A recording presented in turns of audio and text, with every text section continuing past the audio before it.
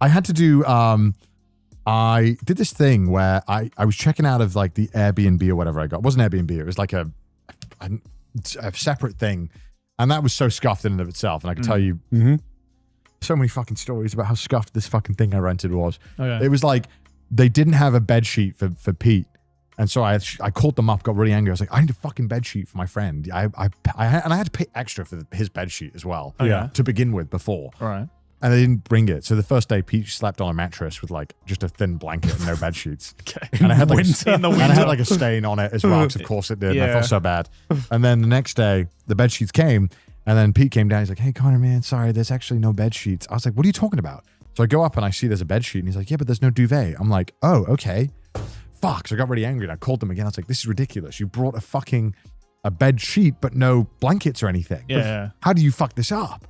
So the guy comes over again. He's like, "I'm so sorry. Let me just go check and see what happened, because I swear we put one there." So he goes to this bed and he looks at it. He goes, "It's just tucked in."